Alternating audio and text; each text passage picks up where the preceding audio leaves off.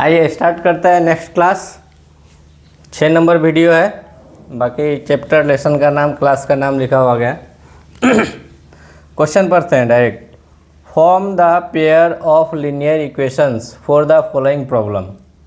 नीचे में कुछ प्रॉब्लम दिया गया है, यानी कुछ सेंटेंस दिया गया है, कुछ स्टेटमेंट दिया गया है।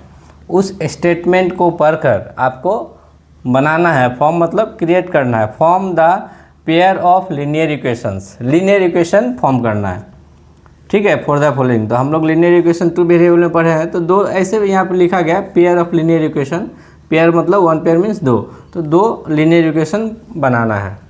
पहला नंबर काम यही है कि form the pair of linear equation for the following problem. कौन सा प्रॉब्लम? यहाँ पे जैसे एक स्टेटमेंट दिया गया, इसको पढ़ के लीनियर इक्वेशन बनाना है। तो लीनियर इक्वेशन बनाने के बाद क्या होगा, बोला है क्या, एंड फाइंड देयर सॉल्यूशंस, उसका सॉल्यूशन भी निकालिए। 2 नंबर काम क्या है, सॉल्यूशन निकालना, यानी उसको सॉल्व करना। सॉल्यूशन निकालना, सॉल्व करने का मतलब क्या होता है, पहले बोले हैं आप जिस वेरिएबल में ये जो इक्वेशन बनाइएगा वो दोनों वेरिएबल का वैल्यू निकालना है। मतलब जैसे अगर हम ये जो पेयर ऑफ लीनियर इक्वेशन जो फॉर्म करेंगे, हम एक्स और वाई वेरिएबल में फॉर्म करेंगे। तो एक्स और वाई वेरिएबल में फॉर्म करेंगे तो उसको सॉल्व करके क्या निकालना है, एक्स का वैल्यू और वाई का वैल्यू निकालना है। लेकिन उससे पहले और एक चीज़ लिख दिया, इफ़ दे एग्जिस्ट, अगर वो एग्जिस्ट करेंगे तब क्या, सॉल्यूशन एग्जिस्ट करेंगे तब। तो सॉल्यूशन के लिए 3 कंडीशन बता चुके हैं ना already. a1/a2 not equal to b1/b2 होने से यूनिक सोल्यूशन होगा। a1/a2 equal to b1/b2 equal to c1/c2 होने से इनफाइनेटली मेनी सोल्यूशन होगा। और a1/a2 equal to b1/b2 not equal to c1/c2 होने से नो सोल्यूशन। तो एग्जिस्ट कब करेगा, find their solution if they exist. इसी एक कंडीशन में सिर्फ सोल्यूशन एग्जिस्ट करता है, बाकी कोई भी कंडीशन में आपको सोल्यूशन निकालने का जरूरत नहीं है, क्योंकि इसमें इनफाइनेटली मेनी सोल्यूशन होता है, तो ये भी जरूरत नहीं है। और इसमें नो सोल्यूशन है, तो नो सोल्यूशन है तो सॉल्व ही नहीं है सोल्यूशन का। तो सॉल्व जो है सिर्फ एक ही कंडीशन में करना है हमको, 3 कंडीशन में से सिर्फ एक ही कंडीशन में करना है सॉल्व। कौन सा कंडीशन में, जब a1/a2 not equal to b1/b2 होगा तब। तो वही बोला है कि find their solution if they exist, अगर वो एग्जिस्ट करेंगे तब उसका सोल्यूशन निकालिए। तो एग्जिस्ट करेंगे या नहीं करेंगे वो फाइंड आउट करने के लिए तो पहले आपको ये तीनों कंडीशन चेक करना पड़ेगा, a1/a2 b1/b2 एंड c1/c2 निकालना पड़ेगा। और उसके बाद किस में वो इसके किस कंडीशन में वो फिट बैठता है उसके अनुसार काम करेंगे। अगर सॉल्यूशन एग्जिस्ट करता है, अगर ये वाला कंडीशन होता है तो सॉल्व करेंगे, ये दोनों में नहीं करेंगे। उसके बाद और एक चीज़ दे देगा, बाय सब्स्टिट्यूशन मेथड। यहाँ तक देगा तब तो ठीक है, पहला चेक करेंगे कि कंडीशन एक कौन सा कंडीशन है, सिर्फ एक कंडीशन होगा तो सॉल्व करेंगे, बाकी में नहीं करेंगे। लेकिन सॉल्व हम किस मेथड से करेंगे, तो हम अपने मेथड से करेंगे, हमको जो मेथड अच्छा लगे करेंगे।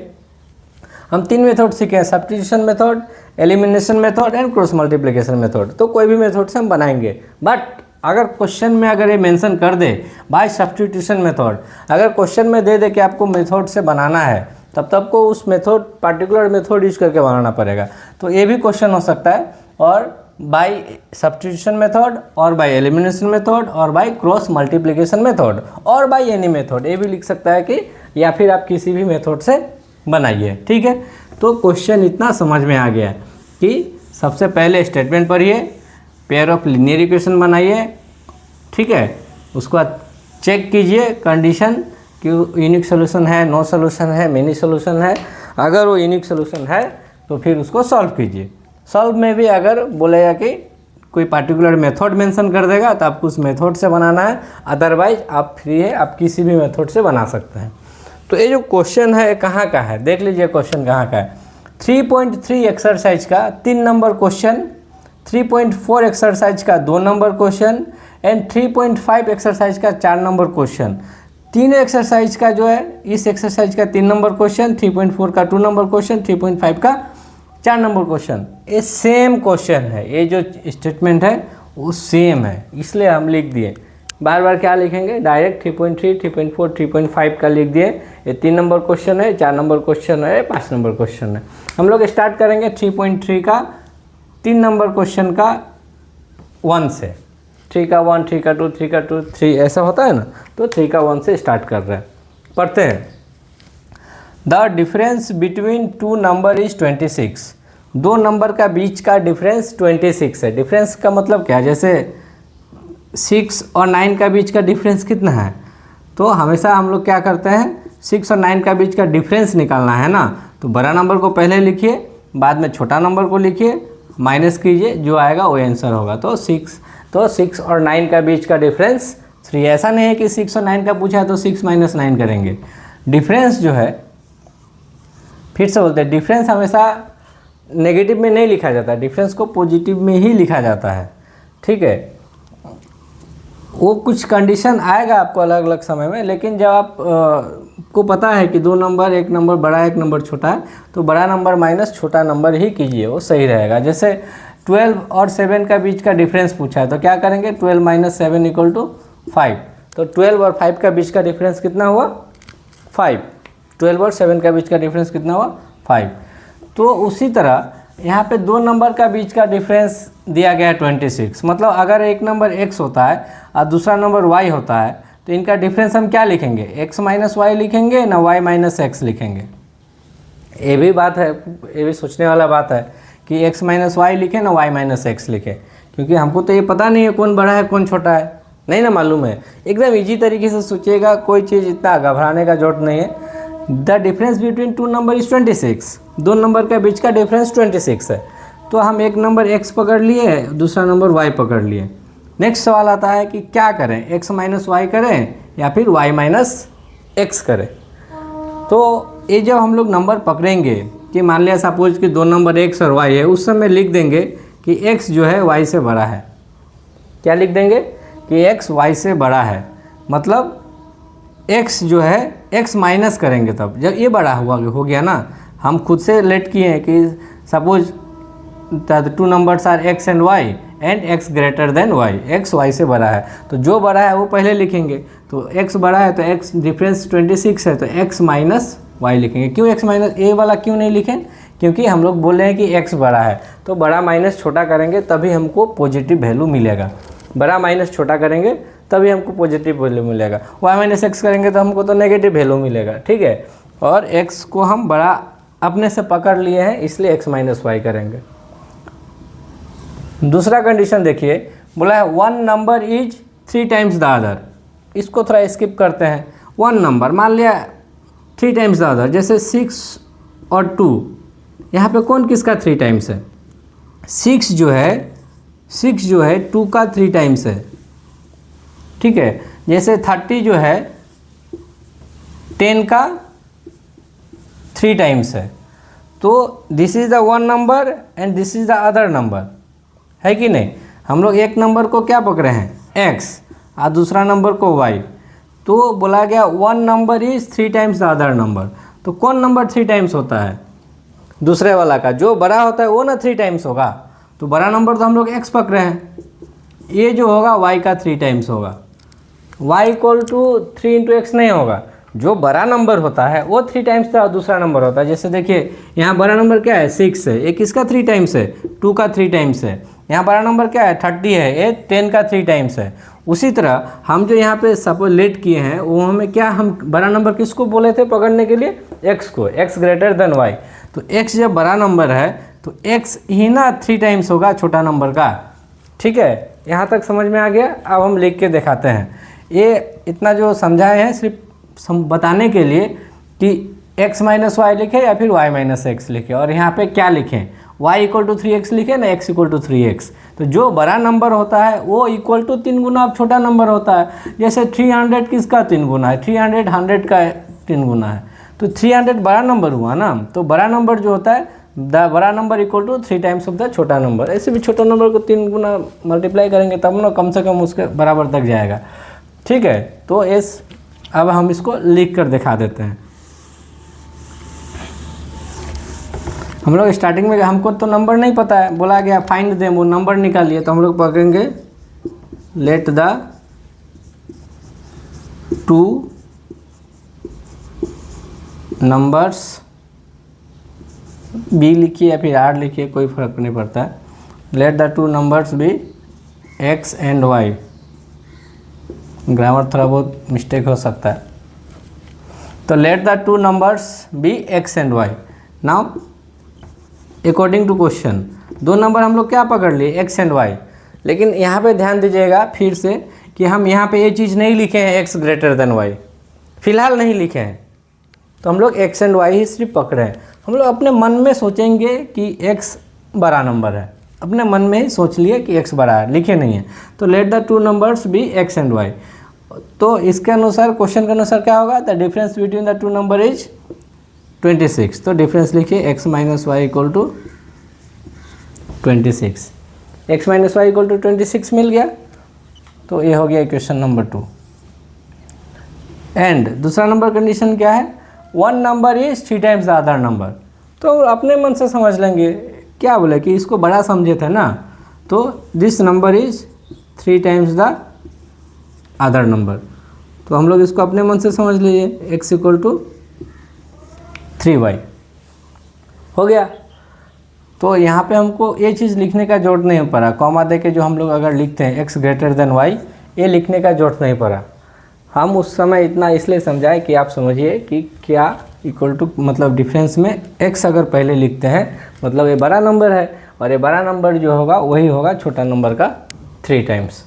ठीक है, तो अब इसको आप इस इक्वेशन में लिख लीजिए। एक नंबर इक्वेशन है, तो इक्वेशन लिखने का तरीका क्या है, सबको एक्स और वाई को एक तरफ लाएंगे।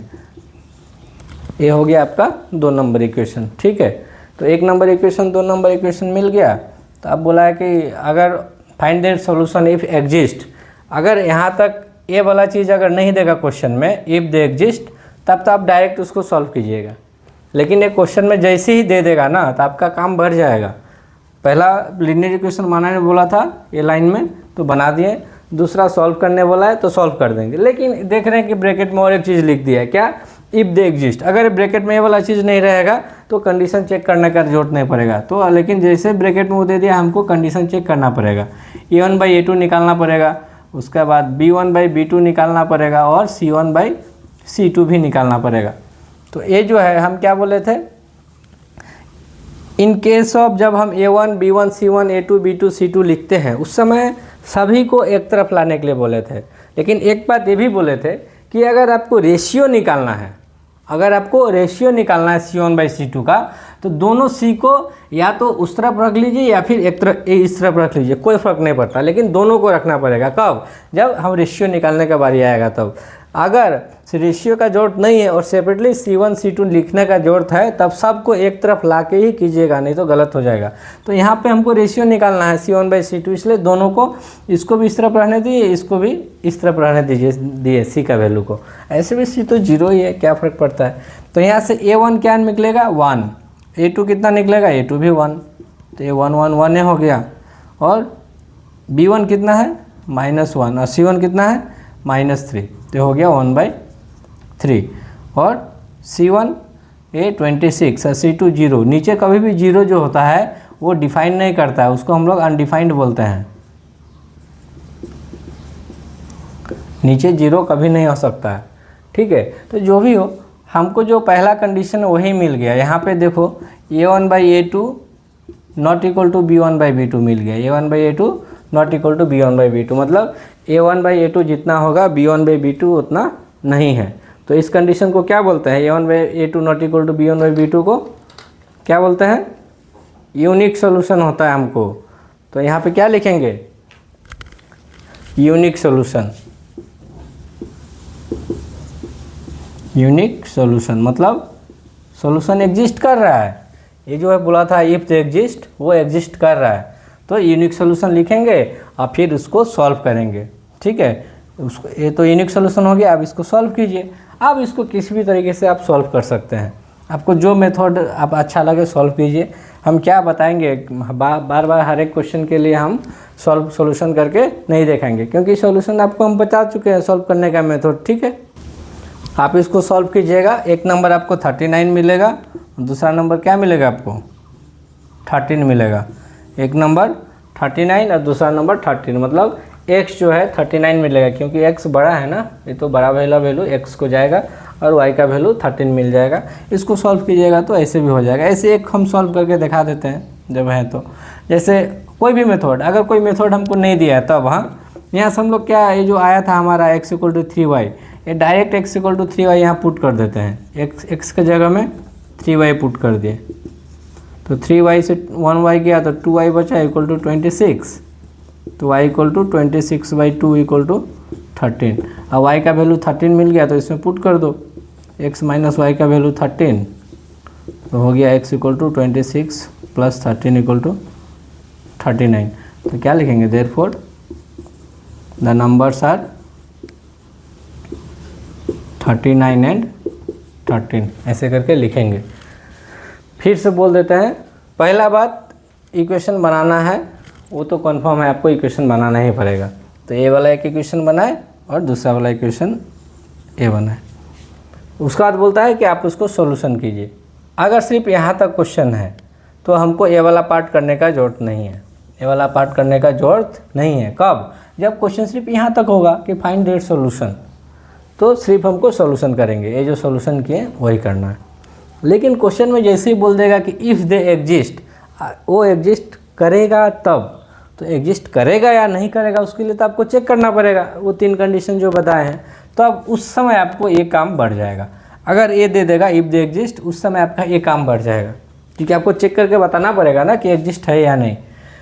तो उस समय आपका ये काम बढ़ जाएगा, उसके बाद सॉल्व कीजिए। यहाँ तक तो ठीक है, लेकिन आपका काम और थोड़ा बढ़ जाएगा। कब, जब मेथड मेंशन कर देगा। अगर बोल देगा बाय सब्स्टिट्यूशन मेथड बनाइए, तो आपको सब्स्टिट्यूशन मेथड से ही बनाना पड़ेगा, नहीं तो गलत हो जाएगा।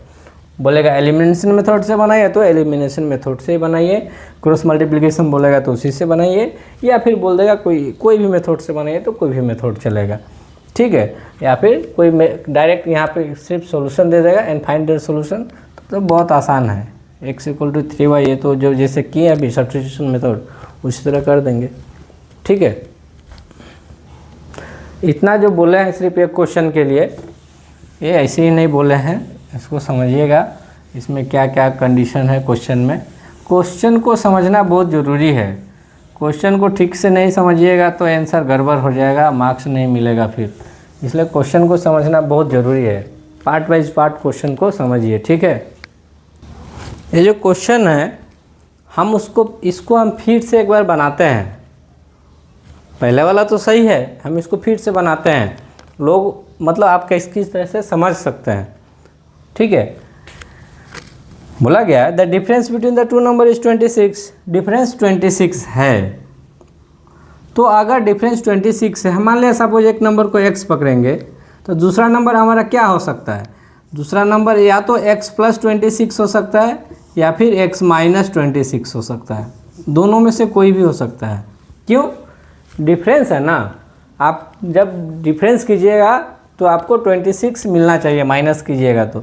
जब हम दूसरा नंबर को x प्लस 26 पकड़ेंगे तो ए वाला नंबर हमारा बड़ा हो जाएगा, क्योंकि इससे बड़ा हो जाएगा, तो x प्लस 26 माइनस x, देखिए आपको 26 ही मिल गया, तो सही है। लेकिन जैसे ही दूसरा एक नंबर x पकड़ेंगे, दूसरा नंबर x माइनस 26 होगा हमारा, तो उस समय ए बड़ा हो जाएगा, क्योंकि ये छोटा है। तो क्या डिफरेंस में क्या करते हैं, बड़ा माइनस छोटा, तो x minus x plus 26, x cut जाएगा तो 26 बचेगा, ठीक है। अब क्यों बता रहे हैं इसको, देखिए हम वो क्या बोले हैं कि अगर एक नंबर x पकड़ेंगे तो दूसरा नंबर क्या पकड़ेंगे, x प्लस 26 या फिर x माइनस 26, कोई एक पकड़ेंगे, क्योंकि डिफरेंस 26 आना चाहिए। तो मान लिया अगर एक नंबर x पकड़ते हैं और दूसरा नंबर 26, तो दूसरा नंबर मान लिया कि अगर हम बोलेंगे let the one number be x, अगर एक नंबर को हम x पकड़ लिए, समझिएगा बात को, देन द अदर नंबर क्या हो जाएगा, देयरफॉर अदर नंबर क्या हो जाएगा, other number equal to x plus 26। एक नंबर को x पकड़े, दूसरा नंबर हमको 26 होगा, क्योंकि दोनों के बीच का डिफरेंस 26 लाना है, मतलब दोनों एक दूसरे से 26 बड़ा छोटा होगा, ठीक है। ए बड़ा होगा तो ये छोटा होगा, ये छोटा होगा तो ये बड़ा होगा। फिलहाल ए बड़ा है तो ये छोटा है 26, ठीक है। ये पहला कंडीशन के अनुसार हम लिख दिए कि एक नंबर x पकड़े तो दूसरा नंबर 26 होगा। और चीज़ दूसरा कंडीशन क्या है, one number is 3 times the other, तो अभी बताया ऐसे ना, कौन सा नंबर 3 टाइम्स होता है, बड़ा वाला नंबर, ये जो बड़ा नंबर है, this one number is 3 times the other, कितना छोटा नंबर, तो यहाँ से कितना मिल जाएगा, x plus 26 equal to 3x तो 3x minus x equal to 26, तो 2x इक्वल टू 26, तो x equal to 26/2 equal to 13। तो एक नंबर क्या मिला 13 और दूसरा नंबर क्या मिला x प्लस 13, x प्लस 26 ना, तो 13 प्लस 26 39। दोनों में तो सेम ही आंसर मिला है, तो क्या इससे बनाएंगे, गलत हो जाएगा। ये जो हम बनाए हैं ये भी लीनियर इक्वेशन में है, ठीक है, ये भी लीनियर इक्वेशन में है, लेकिन ये linear equation in one variable हो गया। आपका क्लास 10 का सिलेबस में linear equation in one variable नहीं है, linear equation in two variable है। इसलिए अगर कोई बोलेगा कि हम ऐसे बना लें तो वो गलत हो जाएगा, याद रखिएगा, क्या हो जाएगा, गलत हो जाएगा। अगर आपको ऐसे डिस्क्रिप्शन में बनाने के लिए देगा पूरा डिटेल्स में, तो आप linear equation in one variable बनाएंगे तो नंबर नहीं मिलेगा, क्योंकि आपका क्लास 10 का जो सिलेबस है linear equations in two variable है, linear equation in two variable है। इस क्वेश्चन को और दूसरे तरीके से देखिए कैसे बनाते हैं। बोला one number is 3 times the other. अगर एक नंबर को अगर हम लोग x पकड़ लेंगे तो दूसरा नंबर हमारा क्या हो जाएगा, 3x हो जाएगा। ऐसे भी सोच सकते हैं कि वन नंबर अगर x पकड़ते हैं तो दूसरा नंबर क्या हो जाएगा हमारा 3x हो जाएगा। और क्वेश्चन में बोला है कि डिफरेंस 26 है, तो डिफरेंस हम पहले ही बोला है, जो बड़ा नंबर होगा उससे छोटा नंबर को माइनस करेंगे। तो ये अगर ये x पकड़े हैं तो दूसरा 3x हो गया। कैसे हो गया, क्वेश्चन के अनुसार बोला one number is 3 times the other. हम एक नंबर को x पकड़े हैं तो दूसरा नंबर हमारा अपने आप 3x हो जाएगा, क्योंकि क्वेश्चन में यही बोल रहा है। और दोनों का बीच का डिफरेंस 26 है, तो बड़ा नंबर माइनस छोटा नंबर इक्वल टू 26। यहाँ से देखिए 2x equal to 26, x equal to 13, x equal to 13 हुआ तो दूसरा नंबर क्या होगा 3 इंटू 13 39। आंसर आपका सेम आ रहा है, लेकिन आप कौन सा मेथड से बना रहा है वो डिपेंड करता है, आपको मार्क्स मिलेगा या फिर नहीं मिलेगा। तो क्लास फिर से बोल रहे हैं क्लास 10 का सिलेबस में linear equation in two variable है, तो आप linear equation in two variable ही बनाना पड़ेगा। वन वेरिएबल में बनाने जाइएगा तो आपका आंसर गलत हो जाएगा। लेकिन एग्जामिनर को क्या पता आप कौन सा मेथड से बना रहे हैं, जब डिटेल्स में बनाइएगा तब ना। यही क्वेश्चन अगर MCQ में अगर दे देगा, ये क्वेश्चन दे देगा और 4 ऑप्शन दे देगा, 4 ऑप्शन दे देगा, उस समय तो सिर्फ आपको आंसर ही लिखना होता है। तो जब 4 ऑप्शन दे देगा, मान लिया एक नंबर लिख देगा 13 26 14 28 15 30 16 32, ऐसा अगर क्वेश्चन दे देगा, क्वेश्चन में अगर मतलब ये क्वेश्चन है MCQ दे दिया है, ये सब ऑप्शन है, ठीक है। अच्छा हमारा एक नंबर क्या था 13 और 39 था। तो ऐसे अगर दे देगा तब आप अपना वो जो अभी जो हम मेथड बनाए ना शॉर्टकट, वो जो क्या बोलते हैं उसको, वो सॉरी वन वेरिएबल वाला, उस आप कोई भी मेथड से बना लीजिए, आपका आंसर सही होना चाहिए। तो आपका उसके अनुसार देखिएगा तो आपका आंसर सही होगा, ठीक है। वो तो उस मेथड से बना लीजिएगा और यहाँ टिक मार दीजिएगा या फिर आंसर लिख दीजिएगा, हो गया ख़त्म। क्योंकि आपको उसमें तो डिटेल्स नहीं दिखाना है, लेकिन जैसे ही डिटेल्स दिखाने का बारी आएगा तो आपको क्या करना पड़ेगा, linear equation in two variable ही बनाना पड़ेगा। और इस टाइप का क्वेश्चन में ऑप्शन भी थोड़ा जल्दी जल्दी देखा कीजिएगा। बोला गया one number is 3 times the other, तो यहाँ पे देखिए सिर्फ यही एक ऐसा है जिसमें एक नंबर दूसरा का 3 टाइम्स है, इसमें एक नंबर दूसरा का 2 टाइम्स है, इसमें भी 2 टाइम्स है, इसमें भी 2 टाइम्स है, तो आपका आंसर यही होगा, ठीक है। ओके देखिए ये इस सिर्फ एक क्वेश्चन के लिए यहाँ पे करीब करीब आधा घंटा समय चला गया है, ठीक है। लेकिन ये ज़रूरी है, हम आपको डिटेल्स में समझा दिए हैं, बता दिए हैं कि कोई इस मेथड से बनेगा या नहीं बनेगा, क्योंकि आपका सिलेबस ही नहीं है क्लास 10 में। हो क्वेश्चन को समझिएगा, क्वेश्चन को पार्ट वाइज पार्ट समझिएगा, उसके अनुसार ही आंसर कीजिएगा। लेकिन अगर ये आप यहाँ पे दे दिया है कि इफ दे एग्जिस्ट बोला है, आप डायरेक्ट सॉल्यूशन इक्वेशन बना के सॉल्व कर दीजिएगा तो फुल मार्क्स नहीं भी मिल सकता। क्यों? क्योंकि बोला गया है कि आप बताइए कि अगर वो एग्जिस्ट कर रहा है तब, तो एग्जिस्ट कर रहा है कि नहीं कर रहा है उसके लिए आप कंडीशन चेक कीजिए। बार बार बोल रहे हैं क्यों, ये वाला चीज़ सबको ध्यान दीजिएगा। तो आज सिर्फ यही है क्वेश्चन, नेक्स्ट डे से फटाफट क्वेश्चन बना रहे हैं।